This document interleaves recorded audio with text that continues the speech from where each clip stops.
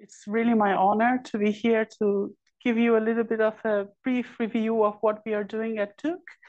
And so today I'm going to focus on exploring candidates that could host Dirac quantum spin liquid states in them and what we have done in that regards.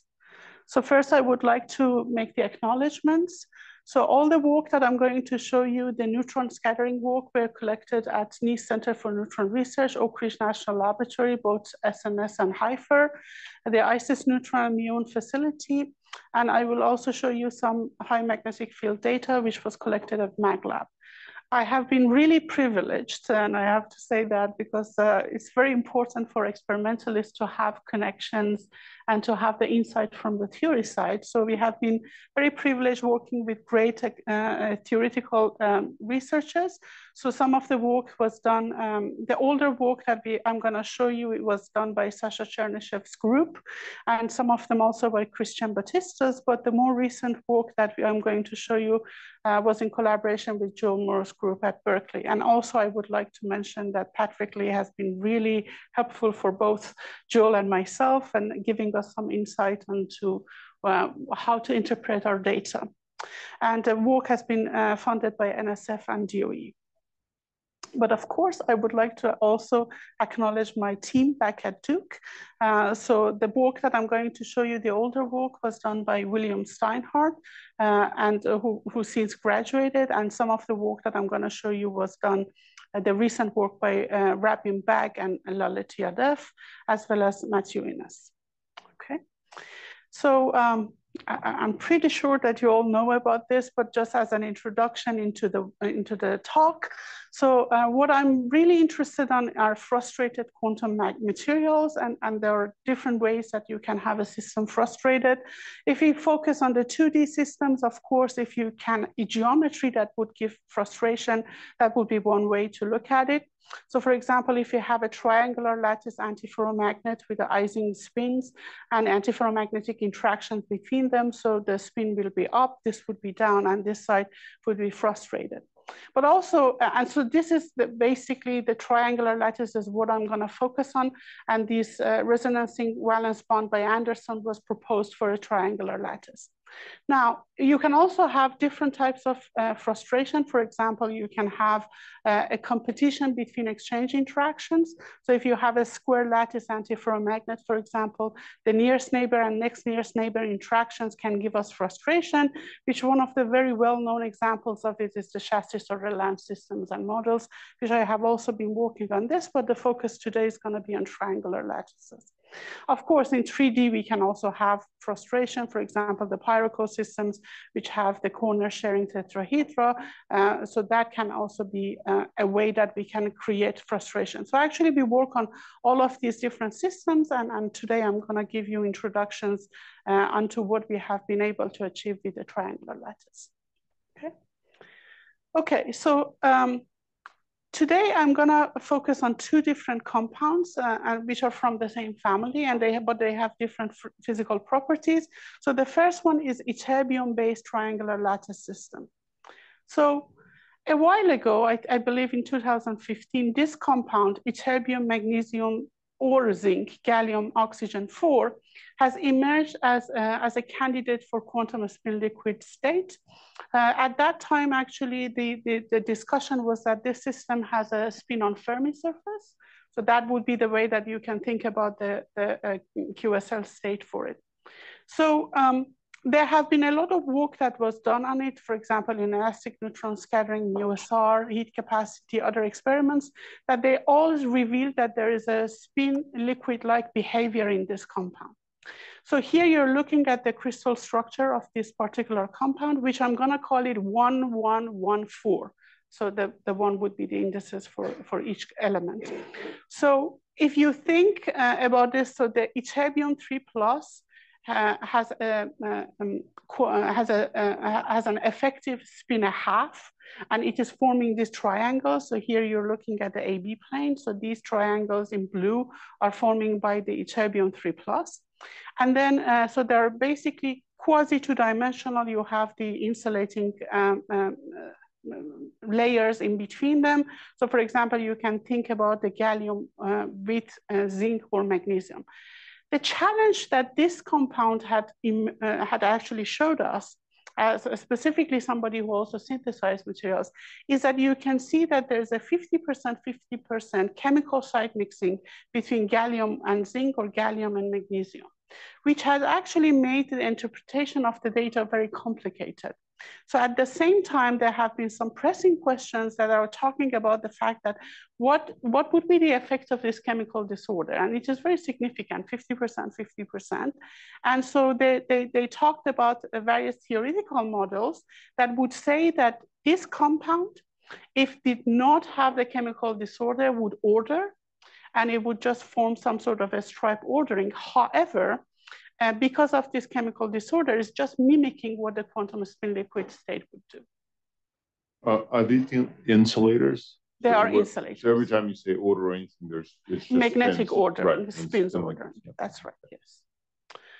Okay. So so there have been a lot of debate actually regarding this compound and what exactly is happening in it. So by the time that I started to pay attention to this system, most of the ambient condition measurements were done. So we were able to synthesize the material. We also observed that there's chemical disorder. However, what was lacking was that a field dependence, or using a magnetic field as a tool to understand the physical phenomena a little bit better.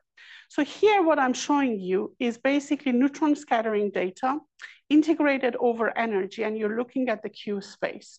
So this at the zero fields, and these are all done in millikelvin temperature. So we are in the quantum mechanic regime, and you don't have a lot of thermal fluctuations. So you can see that this is the basically zone boundaries, and you can see that at high symmetry M points, so here I'm showing you the M points and the K points at the corners, you're getting more excitations, and then you can also track the zone boundaries very well with additional excitations at zero field. This is actually in agreement with what was proposed as a quantum spin liquid candidate, as well as maybe it is ordered and just mimicking that. And the reason for in effect that it could be really ordered, but it's forming some sort of a diffuse scattering, was the chemical disorder. What we did was actually we went. I'm sorry, may I ask a question about that? Right. So, if it were, the point is that if it were really ordered, yes, or then you would expect to see Bragg peaks at the M point? Yes. Is that the point? Yes. And so what's observed here is an enhanced intensity, but not a Bragg peak. But not a Bragg peak. Okay. Very diffuse. Yes, that's right. Which from different models, so somebody would say that you see this diffuse scattering, but it is practically coming from the spin on Fermi surface. Okay. So what we did was that we went up in the field. So we were very patient, actually. We started to go up in increments of 1 Tesla. And so at 1 Tesla, we actually start to see that you see that the intensities at M point are now more homogeneous. But look what happens at 2 Tesla. At 2 Tesla, the intensity which was at M point is now shifting to the K points. And when we started to go even higher in field by above 5 Tesla, it starts to go away. You lose all the excitations and the intensities. So when we collected this data, we got in touch with Christian Battista's group, which they were working on triangular lattices. And then we mentioned that this is what we are seeing, and this has not been seen before. So whatever the model we predict for the zero field, it needs to also follow this rule that when you start to apply the field, it needs to have this phase crossover between the M point and the K point. So this is what they have actually done through iterations and classical quantum, classical Monte Carlo simulations. And what they did was that basically they used the model that was already predicted for this compound, which is an XXZ model. And then they said, okay, so when you have this XXZ model, let's start to look at it in 2 ways, quantum fluctuations or site disorder. And then through both of them, actually, we were able to replicate the zero field data. However, as I mentioned, when you have the chemical disorder and everything is very diffuse, then it is going to be very difficult to look at the order parameter space. And in order to figure out what is the order parameters, what is the value for the exchange parameters. But what we had is a tuning parameter saying that whatever we come up with needs to follow this trend. So they were able to find a set of parameters that would actually basically comply with our experimental data. Here I'm showing you the line cuts across the zone boundary, for example, in here at different fields. And you can see that the endpoint is being picked up at 0, and then it starts to go to the K points. And this is the simulation that they were able to get from these order parameter values. The whole point of this work was to say that even if you have site mixing in a compound, it's not a death sentence. And there may be some tuning parameters like the magnetic field or the pressure that would give us some other additional information that we would be able to extract the order parameters a little bit better. So here is basically it's a summary of what we have done. So there have been some single Magnum dispersion at about 7.8 Tesla, which actually we looked at the cost function comparison to the experiment for this. But as I said, this was very diffuse. And then we looked at this crossover as well. So here, basically, we are showing you what were the proposed values for the different exchange parameters initially. And then these are how we were able to constrain the order parameter space based on the transitions that we saw as a function of magnetic field. So I'm not gonna get into too much details about this. If you're interested, this was published a while ago. Please have a look at this or talk to me later on. But again, I'm sorry, may I ask this? Are you willing to say at this point, well, what's the bottom line? Is this shift of K points and so on compatible with a conventional ordered state plus some site disorder, or is it incompatible? It's compatible with both of them, okay, actually. So it's compatible with both. It's compatible, however, we were able to constrain these values, right? And actually, so here, this is a nice comparison. So here, basically, this is our parameters that you can see that at different fields is showing that how it's going from the M points to the K points, for example. These are the parameters that were basically allowed by different models. So these different models, so for example, they have values that correspond to the ordered state, or they have values that are corresponding to the quantum spin liquid state. But actually, none of them were able to replicate what we have seen. So we were able to contribute to this by basically looking at the different fields. What we also have done with regard to this 1114 compound was basically we made the compound, so this previous one was with magnesium, then we made it with zinc. The reason that we've decided to look at zinc is that if you think about the zinc 2+ and gallium 3+, they have the same electrical composition. So if there is, well, not if, we know that there is a site mixing. So what happens if you try to basically suppress the electrical fluctuations by picking the two compounds that are closely related to each other? So that is what we have done. And by doing that, we were able to look at the inelastic neutron scattering. So here you're looking at the energy versus Q. And again, we started to look at different fields, 0, 1, 2, 3, and 4. And also we went up to 8 Tesla. And we were able to see what is basically looks like a continuum of excitations. So this, you can see that it's very diffuse. And even in this case of the 8 Tesla, you can see that it is rather diffuse. So the fitting of the spin wave spectrum is going to be challenging. But again, what we did in this case, we were able to use the linear spin wave theory. And we said, okay, in this case, let's just focus that if it was ordered and you had the site mixing, how it would be able to replicate the data. And we were able to come up with the set of parameters. So again, here, if you're interested, this was published also a while ago. Let's just have a look at that or discuss with me later. Yes. Sorry, I'm just trying to have a basic cartoon. So you have a terbium, you have magnesium or zinc, and something else. So the magnetic ions are not site disordered, they're fine. I see. So the disorder is only in the pattern of interactions. Yes, yes. And you started by talking about frustration. Was there frustration in the putative clean?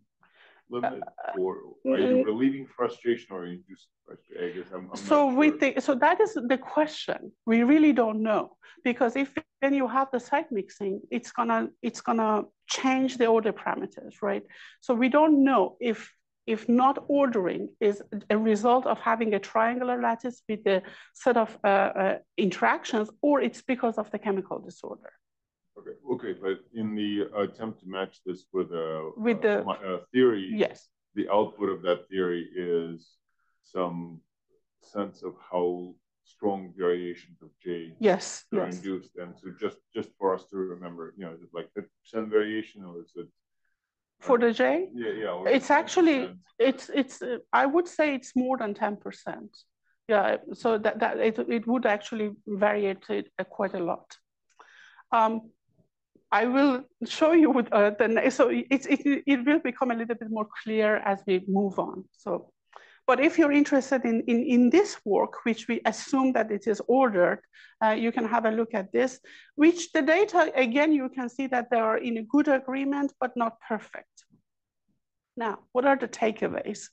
So as somebody who synthesized materials as well, all of this work actually gave me two lessons. The first one is that the rare earth quantum spin liquid candidates are emerging that show these sort of field-induced transitions. And so I call the terbium the new copper for us, because it is actually giving us a lot of information. There are different candidates out there, and it's not very difficult to make. So the other point is that, so the chemical disorder is complicating everything. So what if we try to limit the chemical disorder, or at least minimize it as much as possible? That's one way to think about it. Or if we want to study the, there are some theories out there that the chemical disorder can induce, for example, quantum spin liquid candidacy. In that case, in a controlled manner, add chemical disorder. So today I'm going to talk about our efforts in trying to minimize chemical disorder in these compounds, and then we would have a more clear picture of what is exactly happening in them. So this is the 1114 compound which we've just discussed that has the chemical disorder between gallium and zinc. So here you have the triangles.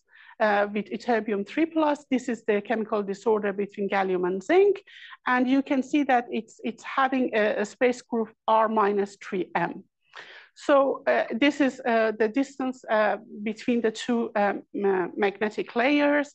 And also you can see that the A, B, and C are the lattice parameters for it. What we have done is basically we deliberately tried to put a zinc oxygen layer in between these two layers. So by doing that, what we have done is that we gave each element of the gallium or zinc its unique Wyckoff position. And we changed the space group as well. So by doing that, we were able to eliminate this 50% site mixing, so that we would have a clean compound that we would be able to study and then extract the physics out of it. So I'm going to call this ytterbium zinc 2 gallium oxygen 5, which has an additional zinc oxygen layer compared to this compound, a 1215 compound. So we have a 1114 with chemical disorder, and we have a 1215 compound without chemical disorder. So we attempted for this, but of course we need to make sure that it really doesn't have chemical disorder, right? So here I'm showing you the single crystal compound that we were able to grow back at Duke. And you can see that it's very transparent, so it has very high quality. This is a Lauer pattern for it, which you can see again, it's showing that it's a high quality single crystal. And then we did the powder XRD and actually on a crushed single crystal compound. And we were able to look at the pattern, and we were able to fit this with a structure, with a new structure and no chemical disorder. So the fitting actually worked really well. And then we intentionally started to add chemical disorder to see if the fit improves or what will happen to it. What if there's a chemical disorder and we don't detect it? And actually, when we did that, the fit value, the goodness of the fit went down. So it actually shows that the chemical disorder is not favorable in this particular case. However, when you think about it, the zinc 2+ and gallium 3+, they have the same electronic configuration. So in the eye of X-ray, they are practically kind of the same because the X-ray look at the electrons, right? So in that case, one would say that the cross sections for the gallium and the zinc, they are the same. So maybe you're just blind to the chemical disorder when you look at it with X-rays. That is when we actually started to look at it with neutrons as well. Because for neutron scattering, the cross-section is completely different for the two, right? So by doing that, we were able, again, to fit the data. And by fitting the data with no chemical disorder, we were able to get the best results. So these data sets are showing that at least within the resolution of our experimental techniques, we cannot see any chemical disorder. So that's a very good news. Okay, so the next step is that if it is truly now this new compound, if it's truly quantum spin liquid candidate, one of the signatures of it is that when you cool it down to very low temperatures, it should not order, right?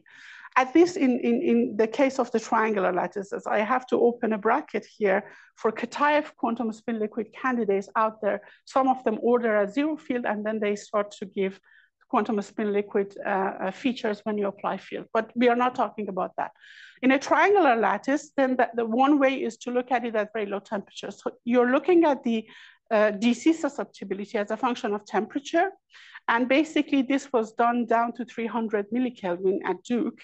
And we were able to look at the two different orientations for the field, and none of them are showing any features that would be indicating of the ordering down to 300 millikelvin. And we also did the zero field cooling and field cooling. By doing that, you would be able to figure out if there is a spin freezing, because if it starts to show a hysteresis, it means that you have a spin freezing. And we were not able to see that down to 300 millikelvin. And then, so here you're looking at the Curie-Weiss fitting at the low temperature range. At the higher temperature, you have this crystal electric field effect that will come in. So we did it at low temperatures. And you can see that the exchange parameters getting off of this Curie-Weiss fitting is basically incomparable with what we see for a little bit better than 1114 compound.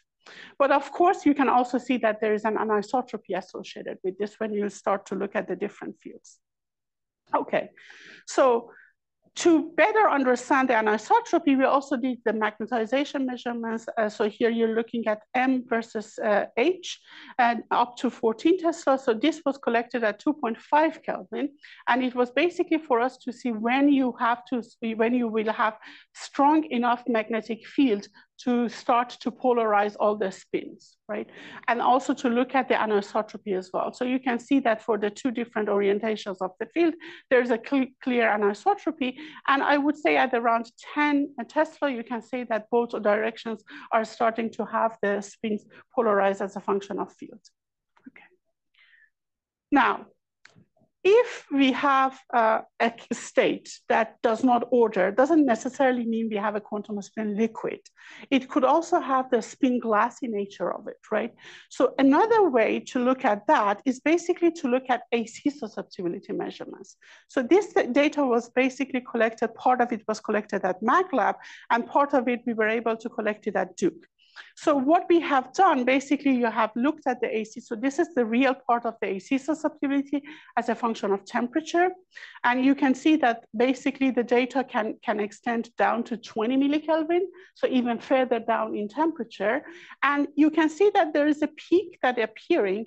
And at very low frequencies, here you're looking at the different frequencies, and this is temperature. There's a little bit of a shift, but then it starts to come back. And so if you look at the highest frequency and the lowest frequency, they're practically at the same, the peak is at the same temperature. So this is an indication that there is something going on, which we need to understand because it's giving us a peak, but that peak doesn't show a clear frequency dependence that would say that you have a spin freezing of the state. We anticipate that this is coming from an orphan spins, because when you have even if when you try to have the perfect crystal in experiments, there may be some defects, and we think that they may be coming from those defects. However, the good news is that when you look at the lowest basically frequency, and then you try to do a linear extrapolation of that, you can see that it crosses very close to 0. So that's a good indication that at least it doesn't get to a finite value that would be a glassy nature or something that makes things complicated. Okay, but we didn't stop there. But excuse me, may I ask a question about that? So if this is orphan spins, then presumably its magnitude should be small. Yes. Now I see you have written AU there. Right. But do you have a sense of how many spins, I mean, even roughly how many spins are participating in this behavior? We think it is less than 2%. How do you know that? We did the same measurement with our PPM. So this was done at MATLAB. And then we did, so at MATLAB, it's not calibrated or coil or not. And then we did it with the PPMS and we matched it together. Okay, thank you. Okay, so there is another way to look at the dynamics of the spin at very low temperatures, right? And that's by looking at the Kolkol plot. So in a Kolkol plot, you're looking at the real and imaginary part of the AC susceptibility. And basically, there is going to be this parameter alpha. And this parameter alpha, which you can see, so this is a Kolkol equation, and this is the parameter alpha that kicks in here. So this is basically talking about the distribution of the relaxation times, okay? So if you start to have alpha close to 0, you will have a single relaxation time, and it shows that the spins are dynamic. If you have a value of alpha that gets close to 1, so for 0, it would be a semicircle, and for getting to 1, it would be very flat. So it means that you have a multiple relaxation times, which would be an indication of the spin freezing or a glassy nature of the spins. So we have done this, and we have done it at down to 20 millikelvin, and you're looking at the different values for different temperatures. So here, when we feed our data to the Kolkol equation and extract the alpha parameter, you can see that for the different temperatures, all the values that we are getting is very close to 0. And in fact, for 20 millikelvin, this is the lowest value that we get. This is an indication that the spins, at least down to 20 millikelvin, are still very dynamic. So we are more or less thinking that most likely there is no freezing that is causing the spins not to order, but it is the dynamics of them, and that could be good news for the quantum spin liquid candidacy. Okay, so the next thing that we checked is basically to look at the heat capacity. And this actually turned out to be quite important. And the reason for that is that, so the first thing to check is, okay, down to 50 millikelvin, is there going to be any ordering that we would be able to see at in a specific heat? And of course, we didn't see anything. You're looking at the total specific heat as a function of temperature at 0 field in here. And you're looking at that there is a Schottky type of a peak that is popping up. And then, so this is for the ytterbium compound. And also we made the lutetium compound, which is isostructural of ytterbium, but it's non-magnetic, so that we would be able to subtract the phononic contributions, and we would be able then to look at the magnetic entropy. So the magnetic entropy goes to R log 2, which is indicating again to what we have seen before, which is you're dealing with a ytterbium 3+ effective spin 1/2. Okay, now let's look at very low temperatures. So if we start to look at very low temperatures, this is the total basically a specific heat. And you can see that there is an upturn. Now, when we are dealing with rare earth elements, specifically ytterbium that has a lot of isotopes, you will expect to have some sort of a hyperfine interactions due to the nuclear contributions. So this is basically what we are showing, that it's a contribution from the nuclear hyperfine. And we subtracted this off, as well as the phononic term, which is very negligible in this case. And this is what we've extracted. So this is specifically specific heat as a function of T², and there's a reason for that. So if you look that the fit that goes for the linear, and that would be the power law fit that would give us a linear behavior, doesn't fit really well. And what if you think about it, here in the T², it actually shows a very nice fit down to the low temperatures at about like 120 millikelvin. So this is actually an important outcome of this analysis. And I would like to draw your attention to this paper. So this paper in 2007, which Patrick Lee and colleagues have actually published, it's a theoretical, basically, interpretation of a Dirac quantum spin liquid candidate for Kagome materials. But actually what we did is basically we started to look at this, and this formula says that when you're at zero magnetic field, you can see that the C over T squared is basically going to be linear. So indicating that the specific heat at low temperatures, and this is for very low temperatures, at low temperatures, it needs to be T squared, the behavior of it, which is what we are seeing in the zero field as well.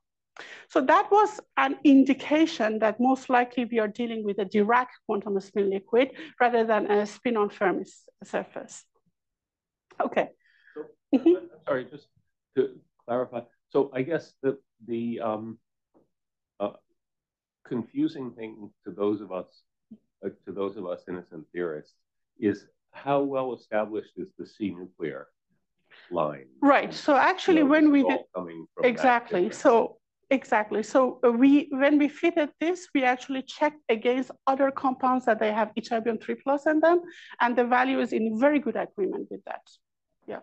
So other compounds that people have seen the nuclear contributions for it, for ytterbium, they completely agree with what the values that we get for A. This is the first term for the nuclear. Can I just clarify that a bit more? So in order to be able to subtract that divergent concentration, it's a 1 over T. T squared. T squared, yeah. Mm-hmm. You need a concentration of isotopes and you need G factors. Is that right? That's right. And those can be can those be? Maybe it's a question. Can those be measured independently? So like it's not a fit; it's just a fit-free subtraction, or do you actually fit it? No, we actually fit it and subtract it. Yeah. But the value for A is in agreement with the values that other people have done on different ytterbium compounds. So that's our indication that most likely it is going to be in agreement, right? And then I will show you more of this analysis with the field dependence as well. Okay, so before I move on to more low temperature stuff, so this is basically the inelastic neutron experiment that we did on a powder compound, just to look at the crystal electric field excitations. And here at 40 MeV, there's the first excitation, and then you have at around 60 and around 90. There are these excitations, and ytterbium is a Kramer's ion with J 7/2, and so we expect 3 excited bands for it, and we observed all 3 of them. Now, given the fact the first excited state is gapped from the ground state by 40 MeV, it's an indication that we are having this pseudo, basically effective spin a half for the ground state of ytterbium, if you look at it from single ion physics.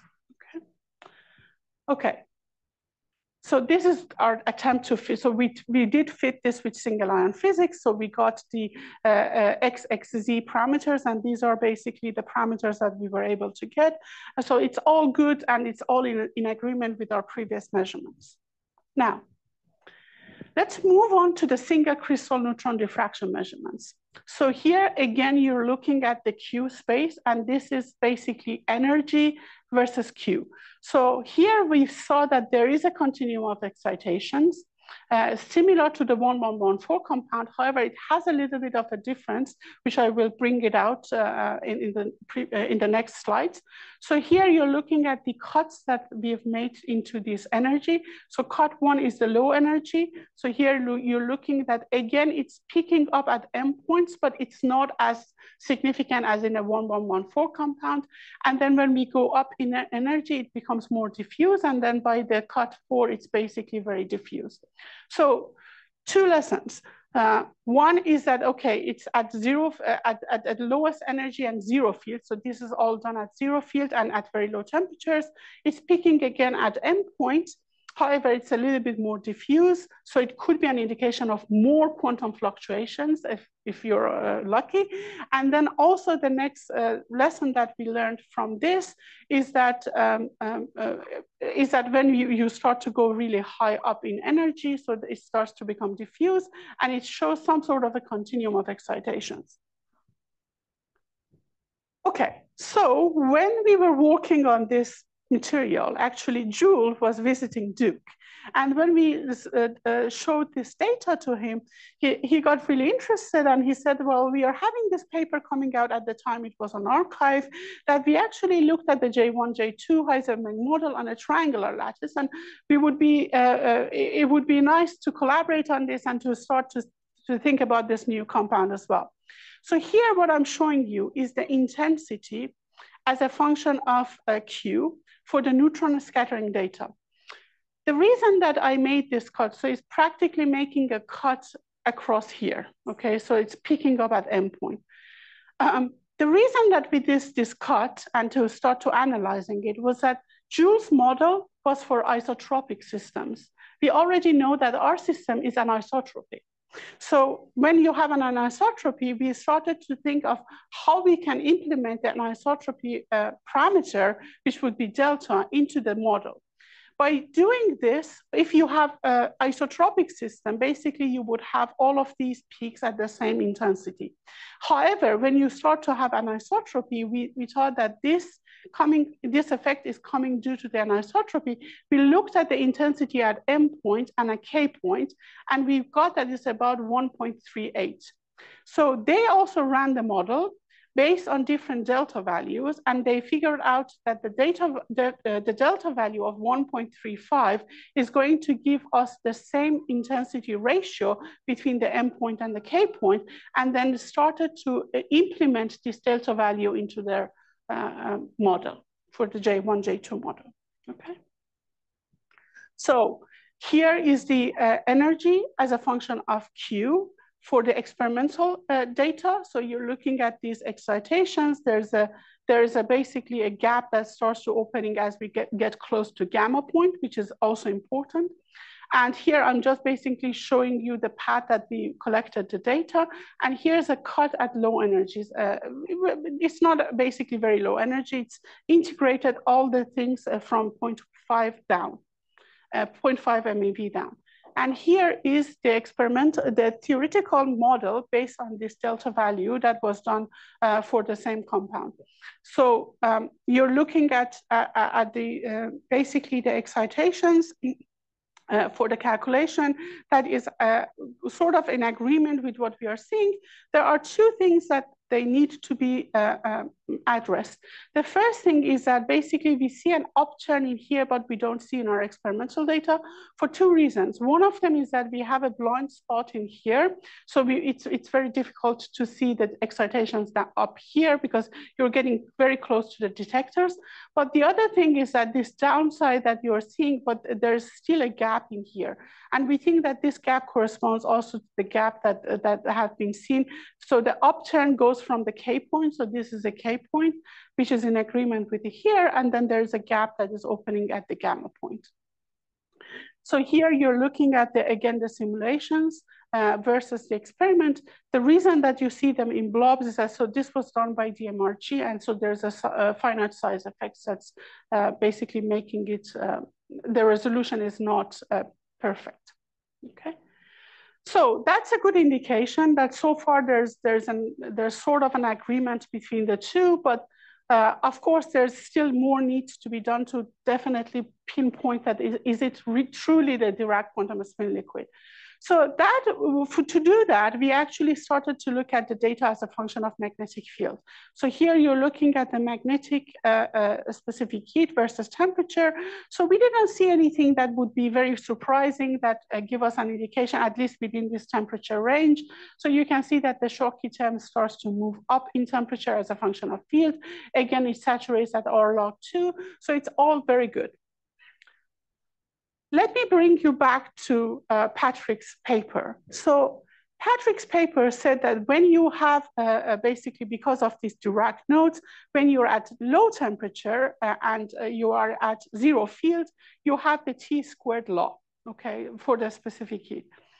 They also looked at it as a function of magnetic field. So again, at the range of very low temperatures and very low, actually, to be honest, this turns out to be very low as well. At the low temperatures and low magnetic fields, because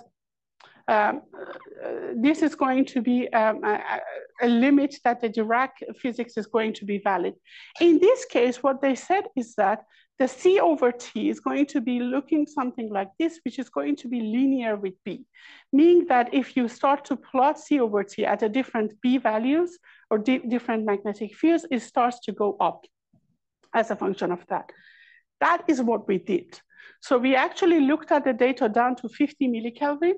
And here you're looking at the data at zero field. This is basically 0.01 Tesla, and you're 250 Oersted, and then 500.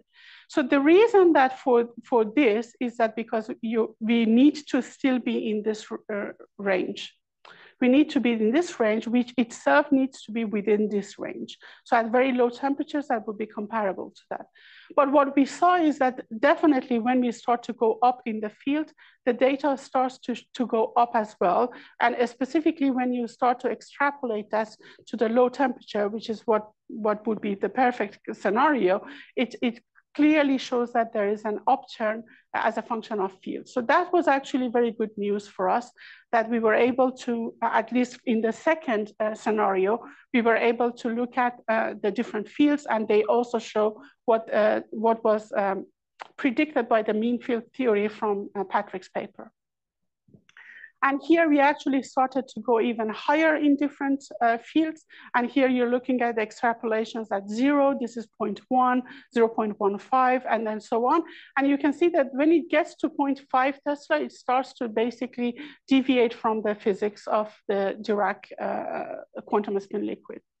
Excuse me? Mm-hmm. So if you go look at those plots, those little wiggly tails, right, the lower temperatures, is this because of the subtraction scheme? This is because of the subtractions, yes, yeah, exactly.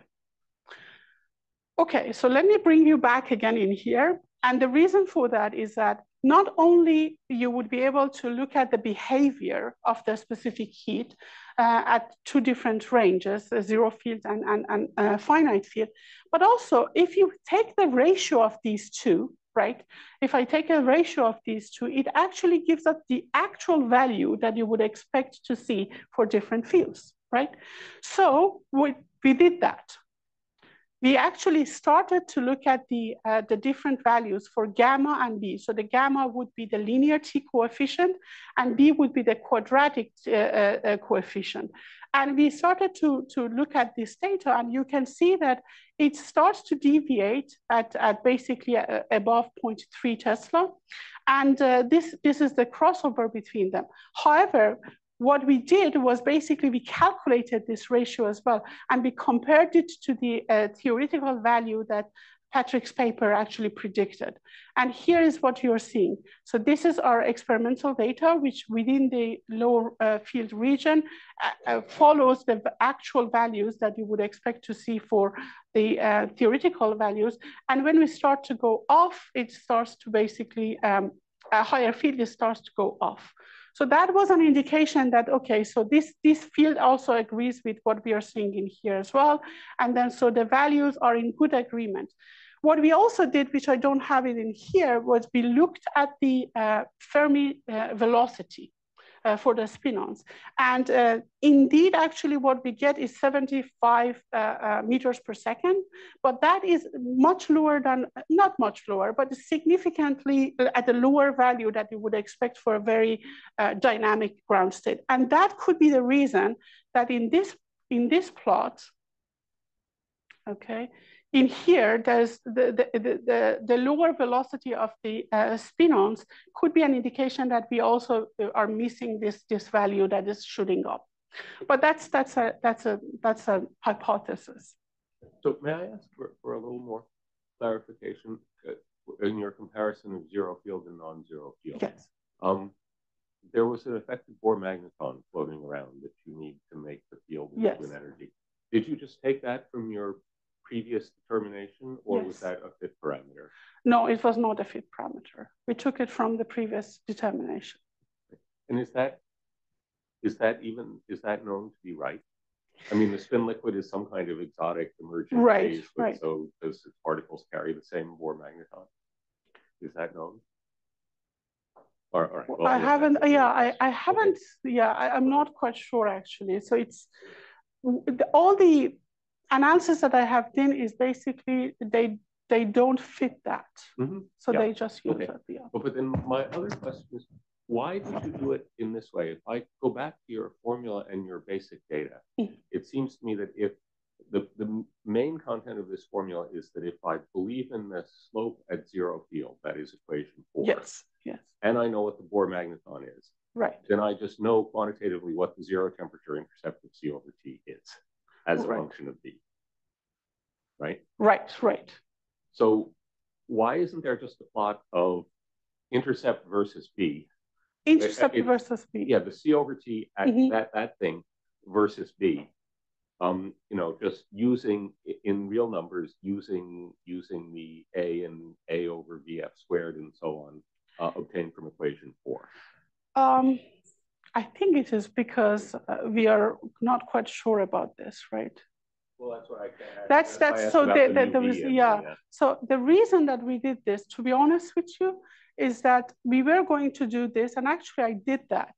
And then Patrick saw this, we had a discussion, and he said that the safest way is to take this ratio so that you would be able to look at the actual values for it that would not have this dependency of the different parameters. Yeah, that could be the reason mainly, yeah. Okay. So far so good, and then so for this range in the field and temperature, we think that we do have the Dirac quantum spin liquid candidate. However, something also more interesting happened when we went to very high fields. So when we went to high fields, here you're looking at the H perpendicular to C and H parallel to C, and this is the raw data. So you're looking at the 0, and then you can see that up to 4. Up to 3 Tesla, actually they are going up, and then they start to change the behavior when we pass the 4 Tesla. For the H perpendicular to C, what you can see is that when we start to go up to about like 6, they are still going up, and then when we pass that, they start to change their behavior. So we looked very carefully at our magnetization as a function of field. And you're looking at the 2 different orientations. So this was done down to 300 millikelvin. And I'm here showing you the dm dh versus h. And basically you're looking at the 2 different, so there's a little bit of a line change line shape change in here. And you're looking at, there are 2 sort of plateaus or features that they start to form in. So there's one which is at around 2 Tesla, the onset of it. And if you look at the other one, it's at around 3.7, but they start to go up to 7 Tesla, and this one goes close to 4 Tesla. They do agree with what we are seeing in here. So the change of the behavior for the 2 different orientations as a function of field agrees with what we are seeing in our dm over dh, or basically at very low temperatures. So we were not able to go to the lower temperatures, but I'm guessing that if we would go to even lower temperatures, we would be able to see this a little bit better. But with what we basically have so far, and this is just the temperature dependence of it so that you can see it a little bit better. One key point is that when you have a triangular lattice and you see a plateau or a change in the line shape, somebody can say that it's most likely it's going to be the 1/3, right, for the triangular lattices. In this case, we are seeing it actually happening at a half of the saturations, which is again another indication that there is more that still needs to be understood in this particular case. To be able to do this in a higher resolution, we actually went back to MATLAB and we did this measurement. So this is called a tunnel diode oscillator technique. The way that it works is that you have a coil, the sample sits in the coil, it's connected to an LC circuit, And then we are looking at the resonance frequency of the coil. It's a very high resolution, so it's even higher resolution than SQUID. And through that, you would be able to basically start to look at the change of the magnetization, because change of the magnetization changes L, and when L changes, the resonance frequency of this coil will start to change. So by looking at the change of the frequency, you're basically indirectly plotting what would be the dm over dh. So here I'm showing you the data. So that's the frequency and this is the field. And you're looking at it. So when we are at the zero, at H parallel to A or perpendicular to C, you see that there is this nice plateau that shows up. And when we start to go away from it to H perpendicular parallel to C, it starts to actually diminish and move down in the field. This is in agreement with what we saw in our SQUID measurements as well. So we are not quite still sure what is exactly happening in here, but we looked at the inelastic neutron experiments. Here you're looking at the energy as a function of momentum at the different fields. And you can see that there is a continuum of excitations in here, but also if you look at the 4 Tesla, you can see that it starts to show 2 different bands. So there are excitations that are appearing at K points at the lower energy, and then they start to have this band up here. Here you're looking again at these 2 different bands, and this is at 8 Tesla. That shows a very nicer dispersion compared to 1114 compound. So what we did also, we went back and we looked at the parameters that we basically proposed for the 1114, and we tried to fit this over our data. And one thing that I would like to mention is that at 8 Tesla, so this is 8 Tesla data, it's still not completely polarized.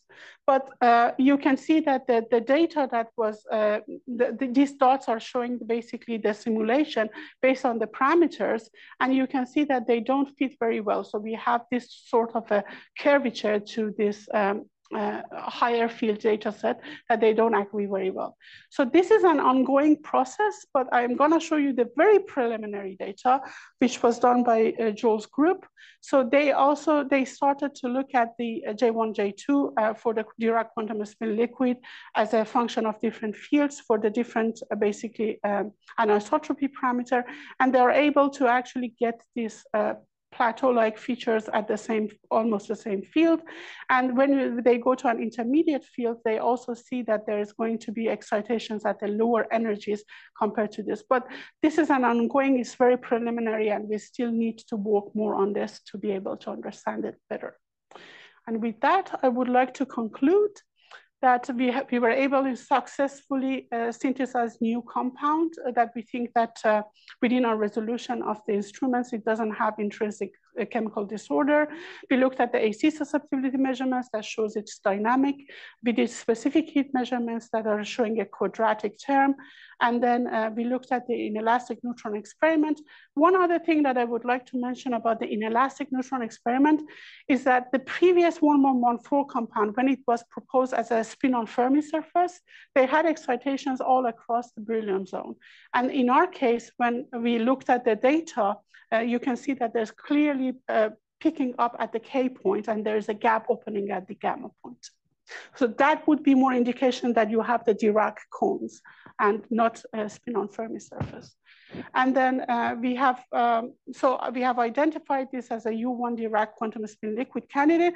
I would like to draw your attention to this paper as well. So this is done by Sabir's group. And so they talk about the correlation between the Dirac quantum spin liquid spectrum and superconducting in cuprate pseudogaps.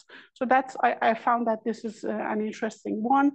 And so I would like to be an advocate for further exploration using diverse range of experiments and theoretical techniques in order to understand this very interesting physics better. And I would like to thank you again. Thank you very much.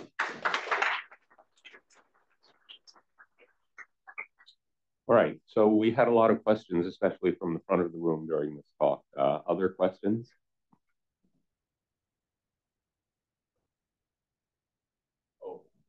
Antoine, did you have a question? We can't hear you if you do. Well, I actually have a question, but great, go ahead. Thanks for your nice talk, Sara. But I'm afraid the question is a little bit more on the theory side. So, of course, it's a very old idea from RVB that if you're going to fractionalize the electron and pair the spinon with a D-wave dispersion according to forming a U1 spin liquid, that's kind of a caricature of the pseudogap behavior. So is there more, or is there a new idea in this paper you just mentioned? I'm afraid this is just a theory question. Sorry about that. So actually, the paper that I mentioned from Jules' group, I think that's the one that explains these things a little bit better. No, he's asking about Subir's paper. I'm asking about Subir's paper and Henry one. Sorry. Yeah, okay. I think, so I'm not the best person to answer that question, but I think that I found that even though that I don't understand it very well, but there's this nice comparison between two different fields, right? Quantum spin liquids on frustrated magnets and superconductivity on pseudogaps. But I'm pretty sure they explained it really well in the paper. I'll read it. Thank you. That's an incentive. Thank you. Okay. Other questions? So can you just say a little more about the energy scales? And this is particularly because the detailed spin liquid fit to the specific heat worked at fields less than, what was it, 0.15 Tesla? Yes, exactly. Right? Yeah. So this is an anisotropic XXZ model. That's correct. And so in the low energy sector, you said this, but I forgot. How big is JZ and JX? Okay, so that's a very good question. So, so the J values, if you're just looking at the Curie-wise fit, it's basically about 5 Kelvin. So it's 0.05 MeV, right? But when you look at the J1, J2 model, so the range for the quantum spin liquid and the range that we used for interpreting our neutron data is something around 0.12 J2 over J1. So the expectation is that you practically need to be at around 100 millikelvin for this range to be effective. So, and when you look at the 100 millikelvin and convert this to mu BH, that would be very low fields. Wait, but I'm sorry. So this is a triangular lattice, yes, but with a J1, J2. Yes. But the statement is that the spin liquid physics will emerge only on scales smaller than J2. If we just say J1 is the basic scale. Yes. So the reason why all this is very small is the relatively small value of J2. That's right. In this compound. That's right. Yes. Yes. Okay. And that means that the higher energy things that you did recently with Dole or higher plateaus, that's really just probing the J1. That's correct. Exactly. Sure you have exactly. A sort of basic, that's independent of spin liquid. Yes, what is driving the spin liquid is our thermodynamic measurements of a specific heat and the dynamics that we see with AC susceptibility. Right. But if you put that aside, because neutrons are MEVs, right? Yeah, exactly right. Yes. Thank you. But we still think that there's something interesting happening. Sorry, there are things I know about hyperfine coupling and nuclear spins that may not apply here, but if they do, then I think what you're doing by just subtracting and forgetting is probably not leaving things. So how large is the hyperfine coupling? Especially compared to these scales. I don't remember it off of my... Is it similar to homium? It is not similar to homium. Similar. Yeah. No. Yeah, because the nuclei are statistically in the high temperature phase, so they're random and they're very slow. So one worries that if the hyperfine coupling is at all comparable to the electron spin physics, then those electrons actually it is significantly lower. Okay. The values, yeah. So it's e to the minus 10 something. I see. Yeah, it's right. Because crystal field parameters tend to be kind of like Coulomb. Yeah, but the value, and even for other compounds for ytterbium, it's actually rather very small. Yeah.